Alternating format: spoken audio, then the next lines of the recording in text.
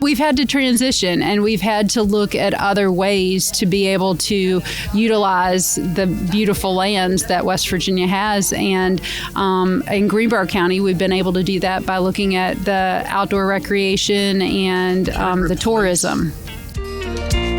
Your local government, you are with your people, and that is the case for your state and federal representatives. But you're on the ground if you're a local. You're the closest that you can be to your people that you represent. Good government, I believe, is being respectful. I believe is being financially conservative and listening to your people. I think you have to work hard at it. You have to put the time in, and if you are a local government official, you have to have boots on the ground. We're about to travel back to my new favorite state, and that's West Virginia. So thanks for joining me here on the Good Government Show. I'm Dave Martin, and you're about to hear my conversation with Tammy Tincher of Greenbrier County, West Virginia.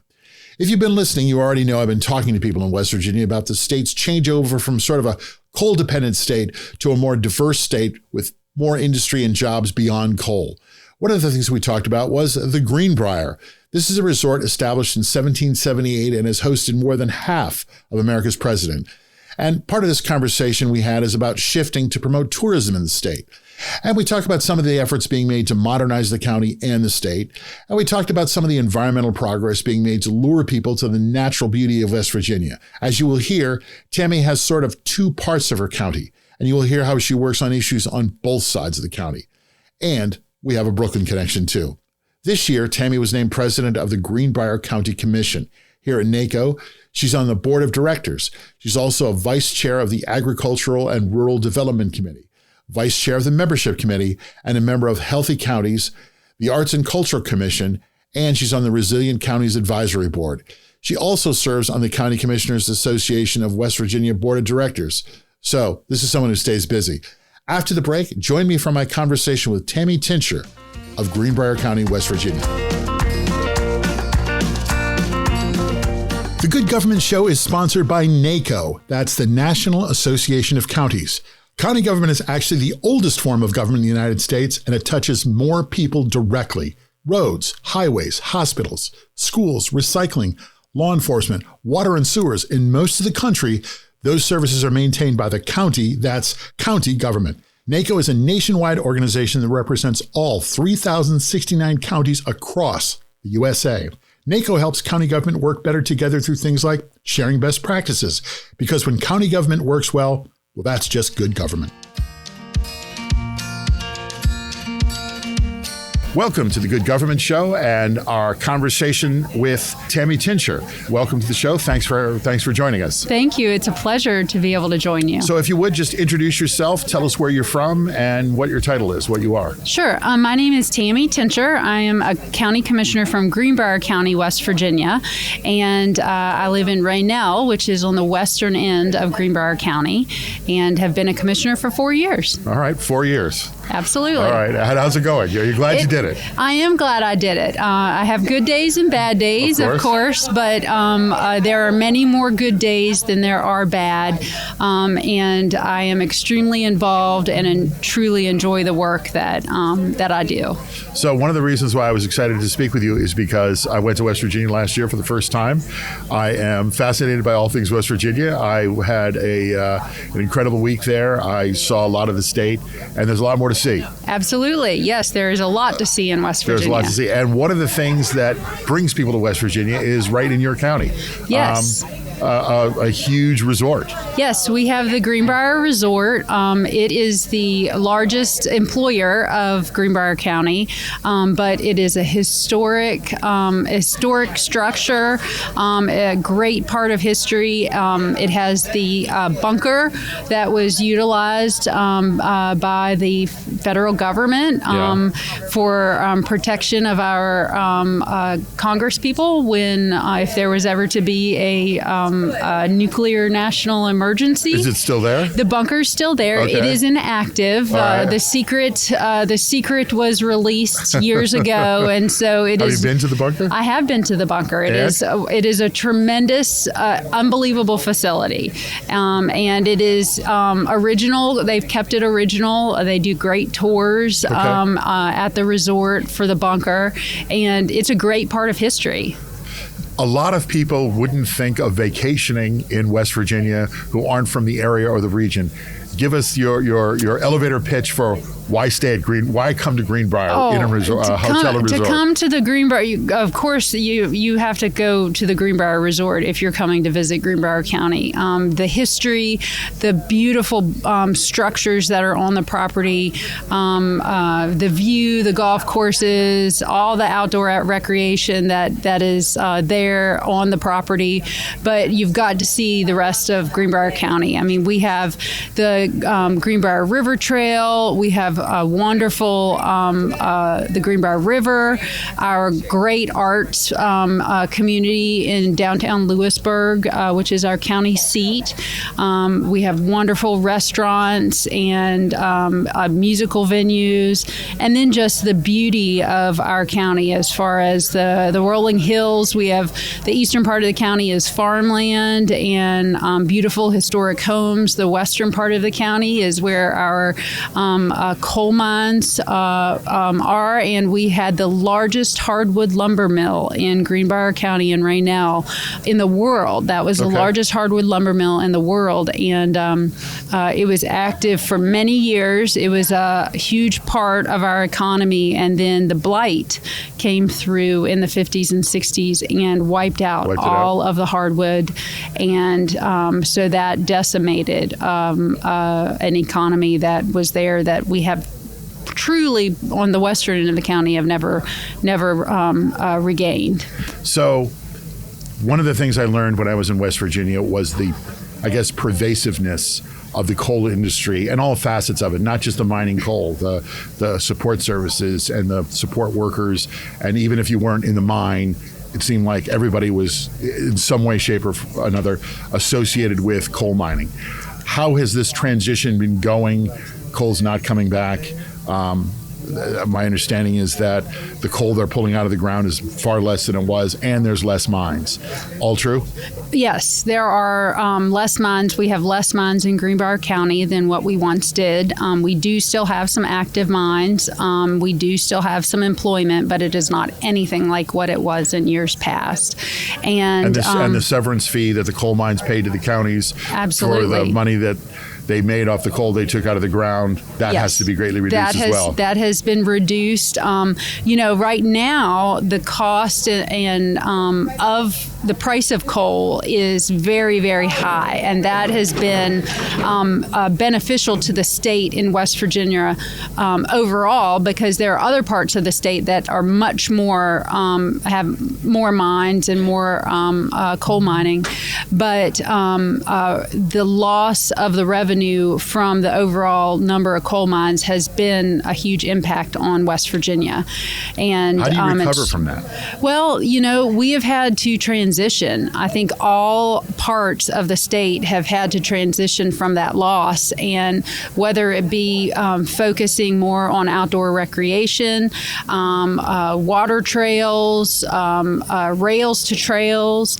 We are in the midst of... when I was there, I saw signs everywhere for the Hatfield and McCoy ATV trails. Yeah, ATV trails. The southern coal fields have been able to redevelop much of the areas of the coal mines to ATV trails to be used by people from all over the East Coast and the country. I mean, it's a huge number of people who come every week. So when was the last time you were on an ATV? Oh, well, we have an ATV, of course, and and we do. I did not know, but I assume. Yes, we do have. My family has ATVs, and we ride and enjoy the outdoors. Well, we each have our own, so we have 3. Okay. So, but we are able Who's got the coolest one? Well, Not me. I have to ask, are there differences? Oh yeah, there are definite differences. Oh yeah, size, there's ones that you can get that go fast and that are only to be utilized as a something to ride in, and then there's others that you can use on your property and that are considerably slower. But which one do you have? The considerably slower one. Considerably slower. But we've had to transition, and we've had to look at other ways to be able to utilize the beautiful lands that West Virginia has. And in Greenbrier County, we've been able to do that by looking at the outdoor recreation and the tourism. Can it replace the coal industry? You know, it'll never replace the coal industry, because what the coal industry... In terms of money and jobs and... Well, tourism is a tremendous driver, but it is hard for, I think... Well, the resort is the biggest employer, you said. Absolutely. In the county, But I think it is hard for people who were paid, had a coal miner salary. I mean, those were huge salaries for people and their families. I think I remember talking to somebody that said out of high school, he started at $30 an hour. Absolutely. So when that's the only thing you know, and you've done that your whole life, and your father and your grandfather and generations, your uncle, and your other uncle and your generations, your mom's father. Yeah. Absolutely. And it is hard to recognize that there's other ways to be able to survive and to feed your family, but people have had to do that because it's just not available anymore. Do you think you've turned a corner in West Virginia with people whose automatic expectation is going into the coal mines? Yes, and I think that has changed from our government, our local businesses. Everyone has had to try to look at other ways of doing things and to pivot, and so we are. It was originally very hard to look at those other options, but I think over time, and especially as our legislature and our state government recognizes the importance of the outdoor recreation industry, the fact that we have the New River Gorge National Park that was just started here in the last year and developed, and the nation's newest national park. The nation's newest national park that is in an adjoining county from Greenbrier and our neighboring county, and it's been huge. Just people who come to national parks. I mean, there's people who just make trips around the country to go into national parks, and we have seen that, and they not only come for a day to spend at the national park, but then if they're interested in that, then they're going to come to and stop at all the places along the way. And when your focus is on that outdoor recreation and that tourism,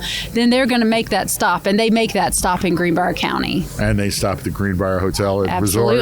Absolutely. Get around to golf in and all that stuff. Yeah. All right. You got involved, you were telling me earlier, sort of in a classic way. One of the things I've heard from various political leaders like yourself is people should get involved, and people got you involved. Is that how it's all started? Yes, I have never had any interest in being involved in any government activity, and you're not a political animal. Not a political animal at all.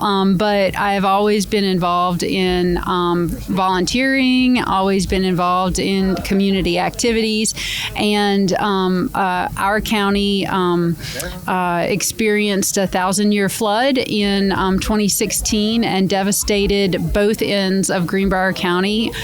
We are still recovering from that today, and I was directly involved in the recovery part of that flood in my community. And you did too good a job, didn't you? Well, it was the fact that we just our people in our community and on our side of the county just didn't have the representation conversation that we needed. And it was mentioned to me that I needed to consider it. And at first I did consider it, and I said no. And then I thought some more about it, and I jumped in. And were people talking to you the whole time saying, you got to go? There were people, after they realized that I might consider doing it, they really pushed me. Yeah. And it was a great decision. And I feel like that I try my hardest to do the right thing for our people and our community. I work very hard in my position. I'm involved in so you said all aspects. You said 4 years you've served so far. Yes, we have a 6-year term, and I'm in my 4th year of that term. All right. And are you planning on running for another 6? Some days I say yes, and some days I say no. But there's probably more days where I say yes. Okay, so good. Right. I definitely still have work to do. Or? No, I do not want to be governor. Okay. Local government is, I believe, totally different than state government and federal government. Your local government, you are with your people, and that is the case for your state and federal representatives. But you're on the ground if you're a local. You're the closest that you can be to your people that you represent, and you see the day-to-day, everyday issues that they experience. So when you're fighting for them and you're trying to get policy passed, or you're trying to get projects done, you know the issues that are being dealt with because you're part of that too. And so local government, I believe, truly is the place where you can make the biggest difference. Does that mean you can't walk out in a baseball hat and sweatpants when you're just running down the store? I try not to. Yeah. But I am very comfortable in my community. So I feel like my constituents and anyone could talk to me any way they need to at any time. And they do. They do. There's lots of times I don't necessarily want to get into deep conversation of things, but I do try to be available. Gas here, please. So there's a difference between when you're dressed to kill at the Greenbrier and getting gas. Oh yeah. So what are the issues that are sort of on your hot plate right now in Greenbrier? Well, right now we are trying to focus on utilizing the federal money that has been provided to us in the ARPA money and all the money that is coming from the bipartisan infrastructure law, right. And the Inflation Reduction Act. There's a tremendous amount of money coming down, and right now we are utilizing it in projects for a water line. To bring more water water to residents on the western side of our county. And then our goal is to be able to connect the water lines from the western end to the eastern end. So if there is ever a need for an emergency situation where one water system has to be turned off, there will be able to be water from the other system to be able to make sure that everyone has water. Is that to provide water, or is it a runoff so there's not another flood situation? Well, not necessarily related to flooding, but we've had situations where, because right now we have a water system for the eastern side of the county and a separate water system for the western side of the county. And we had a situation where there was an accident and diesel fuel was in the river. Oh. And so we had to, that whole system had to be shut down, and the whole eastern side of the county did not have water for several days. So our goal is to be able to have that system connected, those two systems connected, to be able to not necessarily have it for times when, all the time, but in case of emergency, so we can guarantee that water is available. And any other big projects you're working on? We are going to enlarge and add on to our health department. We recognized during COVID that our health department facility for the county is not large enough, and it was absolutely maxed out for our employees during the COVID pandemic, and we recognized that those funds are very essential essential to that facility. So that's what we're going to try to do.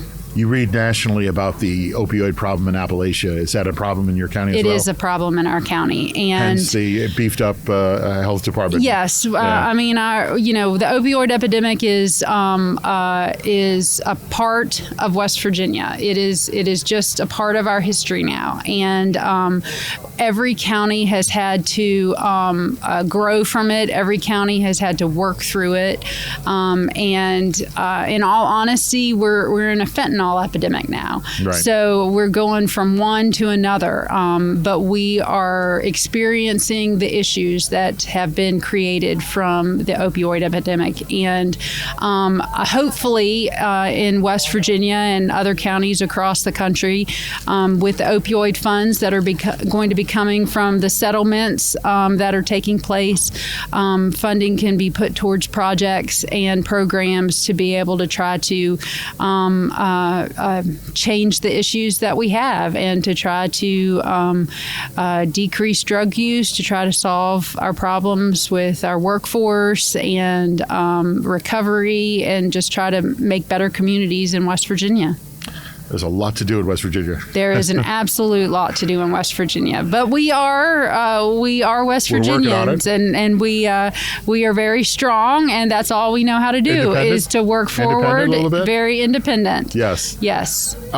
Despite West Virginia, we also we have a Brooklyn connection. Yes, we have a Brooklyn connection. Yes, we do. My husband and I, we have two boys that were born in Brooklyn and in the foster system, and they grew up in West Virginia, and we adopted those two boys. Yes. And they are both residents of West Virginia now, and hard workers, and so we have that connection. That had to be a shock to everyone. Well, they still two boys from Brooklyn and West Virginia. Well, they have been in West Virginia all of their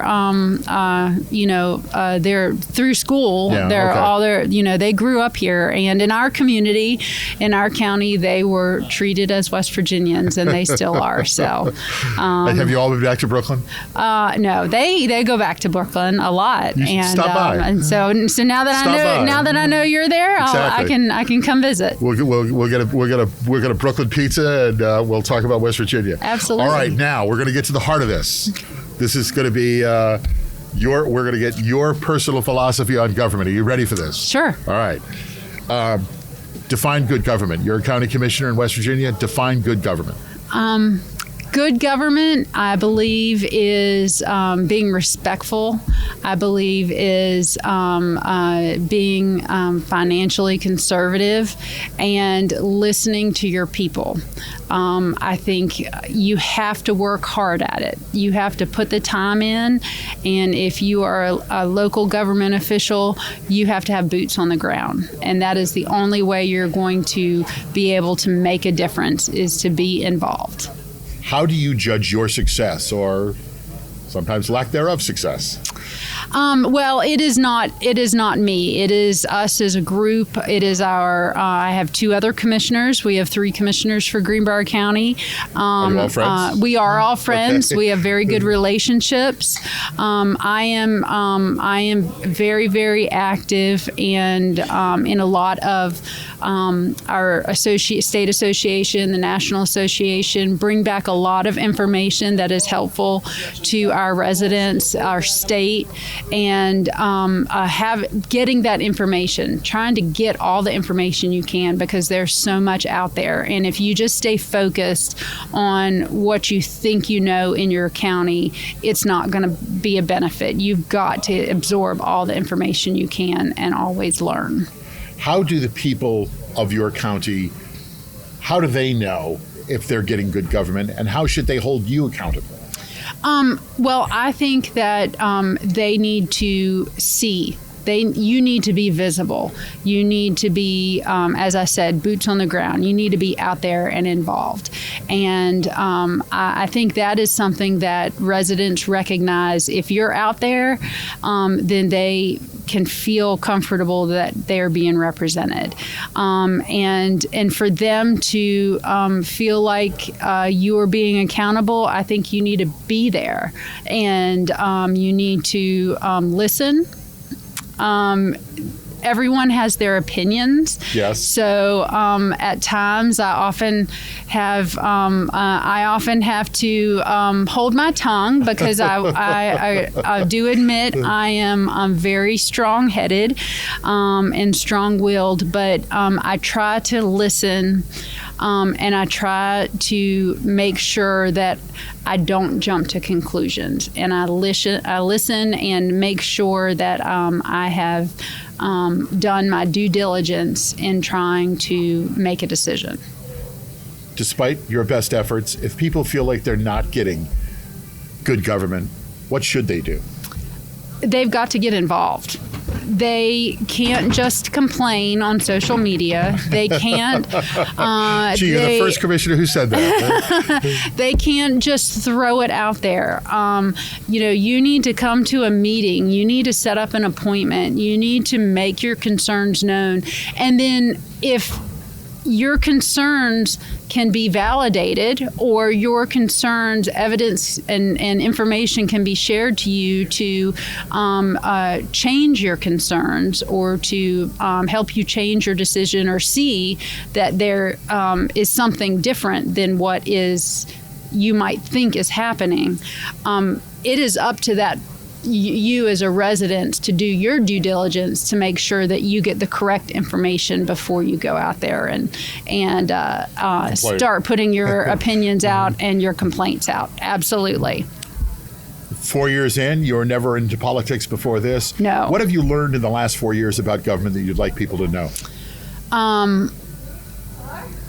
You cannot just go in and change things. I think a lot of times people think, well, I can just change the system and I can create something new. Well, the one thing about local government is that there are a lot of stipulations, a lot of requirements as far as funding and as far as spending money and what things can be spent on. So just because you're an elected official doesn't mean that you can go in and just change the way things have been done because you don't agree with how they've been done in the past. Lots of times there's rules in place that are causing the things to be done the way they are. And until you get involved, you don't realize all of that. What I think I heard you just say is it's a lot harder than I thought. You are absolutely right. Okay. Who is your political hero? Who's your hero in government? You know what? Because I wasn't real focused on government growing up, or as a young adult, or politics of that nature. But I really have thought a lot about that. I always go back to George Washington, and I know that's really random, because I don't know if it's random, but it's odd because, certainly not in government now. No, but you know what? Not in government now. No. He was the beginning of government, and I think that's very to go back and learn the original steps and the original processes and the original thought and reasoning of why government was implemented. Yes. And you look at that aspect today, it really gives you a different outlook of how you view things that are taking place in today's government. No argument with George Washington as a role model. No problem. All right. So I've been to West Virginia. I've eaten out in West Virginia. You have the Greenbrier Hotel. You're taking me out to dinner. Where are we going? Absolutely. What are we having? Well, you know what? Show off the best of West Virginia. I would, if you came to West Virginia, I would take you to... Gosh, there's so much to choose from. I'm trying to even think of what my choice would be, because I feel like we would have to maybe take a week and go. I could eat for a week. We could eat for. We could spend a whole day at the Greenbrier, because there's the breakfast buffet and there's Draper's for lunch, and then you could go to Prime 44 for dinner. It is just a restaurant in the hotel that has everything you could want, and the best ice cream sundaes. Oh, all right. Now we're talking. So, what are you ordering? What are you having at Draper's? What's your at Draper's? I'm having collard greens and fried chicken. You're talking my language here. All right. Do we miss anything? Did we get it all in? Oh, well, I mean, gosh, then we could go to downtown White Sulphur, and we could go to the brewery and have a meal. And then in downtown Lewisburg, we're at Del Sol Food and Friends. What are we having there? Food and Friends, I would have the steak salad. And at Del Sol, we would have the quesadillas. All right. we have a lot of work to do. Did you ever think prior to 4 years ago about running for office? Was it ever something you thought of? No, never. I don't know that I even, when I was in college, I didn't vote. Really? When I was growing up, we did not discuss politics in our family. Yeah. It just wasn't a conversation that we had. You weren't reading the opinion pages and the editorials? No, nothing. No, and so the. Do you now? I mean, are you? Oh yeah, I'm much more involved in that now. Yeah. And I pay much more attention. Very involved in our state government, and I vote. But growing up, it just wasn't a significant part of what I grew up in. So it wasn't.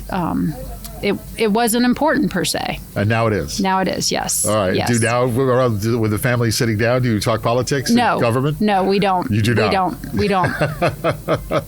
Because this is not work time. That's right. Okay. 4 years in, give me an example of something that you're proud of that you've been able to accomplish in government. I think that the biggest thing in my county that I've been able to accomplish is that I have been able to learn from all of our departments in our county. I've been able to create conversations that and grow relationships that weren't necessarily there before I came along, and that we are working together on a county level with all of our departments, whether it be our tourism, whether it be our economic development, whether it be, the county government. We are all focused on doing the right thing for our county. And I think we, as an administration in our county government, have worked hard to try to create and foster those relationships.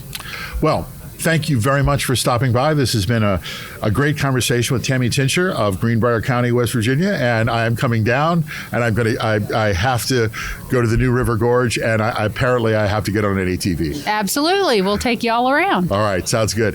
Thank you very much. Thanks for coming by. It's a pleasure meeting you and chatting with you. Thank you. It's been great. Thank you.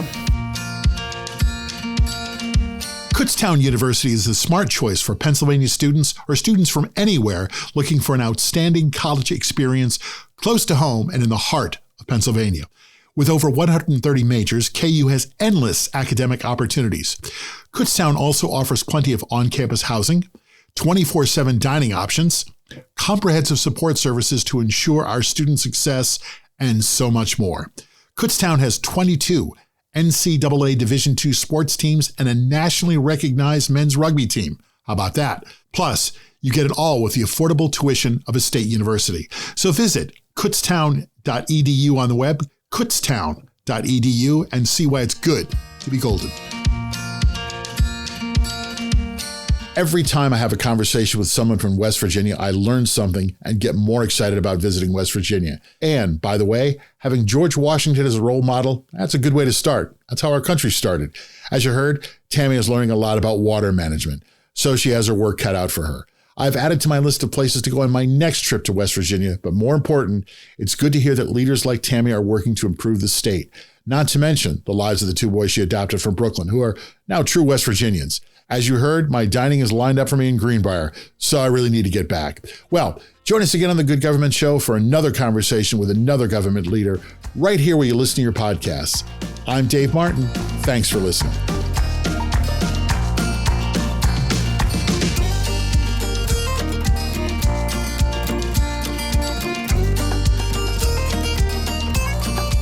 The Good Government Show and A Conversation With is produced by Valley Park Productions. Jim Ludlow, David Martin, and David Snyder are the executive producers. Our editor and producer is Jason Stershik.